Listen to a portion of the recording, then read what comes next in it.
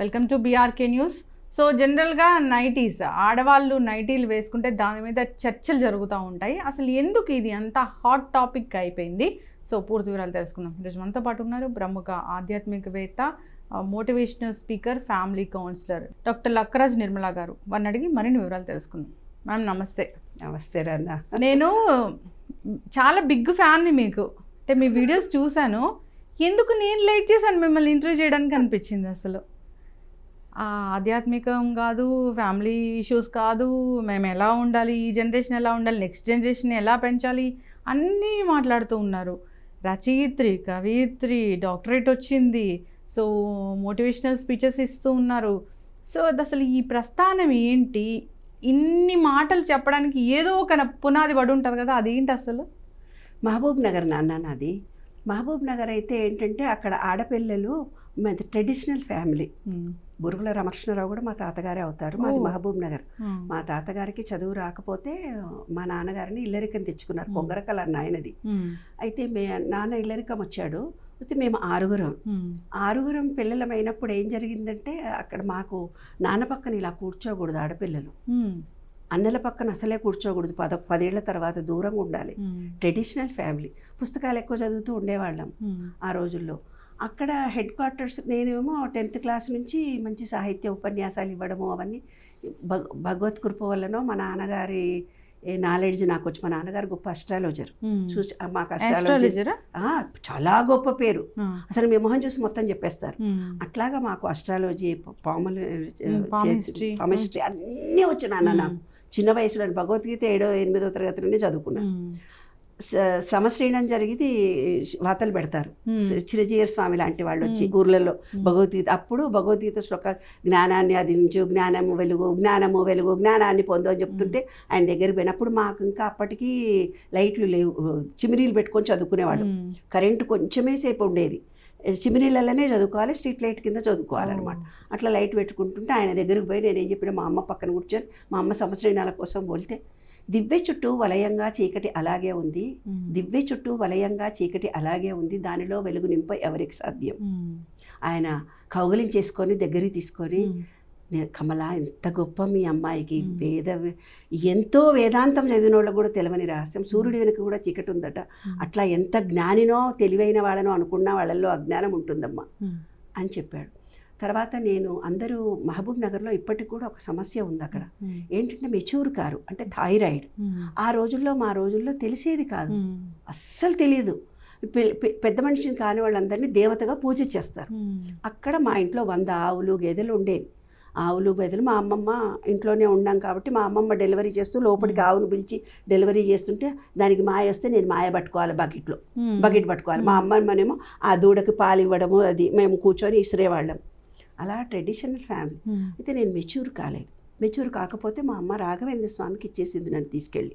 నాయన రాఘవేంద్ర స్వామి, ఇక నీ ఇష్టం, ఈ బిడ్డ నీది, దేవుడు బిడ్డ అని ఇచ్చేసి వచ్చింది. మంత్రము ఉపదేశం ఇచ్చాను. ఓం పూజ్యాయ రాఘవేంద్రాయ సత్యధర్మరతాయ చ భజతాం కల్పవృక్షాయ నమతాం కామధేన అని నేను మెడిటేషన్ చేసుకుంటే నాకు రాఘవేంద్ర స్వామి మంచి కనిపించేవాడు. అప్పుడే నా 3వ నేత్రం ఓపెన్ అయిపోయింది. అప్పటి నుంచి నేను, అంటే అందరికీ మందులు ఇప్పించేవాళ్ళు దేవత అని. ఊర్లలో కథలన్నీ మనకు తెలిసినాయే కదా. అసలు సైంటిఫిక్గా నాకు మినరల్స్, విటమిన్స్ అందక నా తర్వాత తొందరగా మా తమ్ముడు పుట్టాడు నా వెనక. అక్కడ మహబూబ్ నగర్లో ఇప్పటికి కూడా మెచ్యూర్ కాకపోతే ఈ పిల్లని ఏం చేయాలి, చిన్నప్పటి నుంచి కవిత్వం సాహిత్యం చదువుతుంది కదా అని నన్ను తీసుకెళ్ళి ఎంపీసీ, అంటే అప్పటి రోజుల్లో మాకు ఉర్దూ మీడియమే ఉండేది, తెలుగు మీడియం ఉండేది. ఆడపిల్లల స్కూల్ వేరు. 12 ఏళ్లకే పెళ్ళిళ్ళు చేసేసేయాలి. మా అమ్మ టాంగాలో వెళ్ళింది, నాకు ఒక రిక్షా ఉండేది, రిక్షాలో వెళ్ళాలి రావాలి అంతే. అలా బుర్కా సిస్టము, ట్రెడిషనల్ ఫ్యామిలీ. అయితే అక్కడ ఎంపీసీ చదివిద్దాం ఈ పిల్లను. హెడ్ క్వార్టర్స్లో ఆడపిల్లల స్కూల్కు బాయ్స్ స్కూల్ నుంచి సార్లు వచ్చి మాకు లెక్కలు చెప్తే లెక్కలు, లేకపోతే లెక్కలేదు పిక్కలేదు, ఏమి ఉండేవి కావు, మ్యాథమెటిక్స్. అయితే ఈ పిల్లను హెడ్ క్వార్టర్స్లో మనం లెక్కలు, ఎందుకు చిన్నప్పటి నుంచి ఈ పిల్ల చాలా మ్యాథమెటిక్స్ బాగా చేస్తుంది, దీన్ని మ్యాథ్స్ చదివించుకుందాం. ఇంటర్మీడియట్లో జాయిన్ చేయడానికి వెళ్తే మంచిగా పట్టులంగా వేసుకుని, పట్టు చీర వేసుకుని, మంచిగా బట్టలన్నీ వేసుకొని అంతా వెళ్తే గజ్జలు పెట్టుకొని గాజులు వేసుకొని స్టైల్గా పంపించింది మా అమ్మ. మా మామూలు కాలేజీలో పోతే ఒక పిల్లక మాస్టర్ వచ్చాడు, గెట్ అవుట్ అని వెళ్ళగొట్టాడు. నాన్న నన్ను ఎందుకు వెళ్ళగొడుతున్నాడు ఏనాడు, మా నాన్న పోయి ఏడ్చుకుంటూ చెప్పాను. మా నాన్న స్కూల్ పక్కనే అని అంటే, ఏమనుకుంటున్నారా ఈ ఆడపిల్లను పెళ్లి చేసి మా నాన్న చెప్పుకోలేడు కదా, అవును. నా బిడ్డ మెచ్యూర్ కాలేదు చదివిస్తున్నా అని చెప్పుకుంటే మా నాయనకు సిగ్గుచేటు.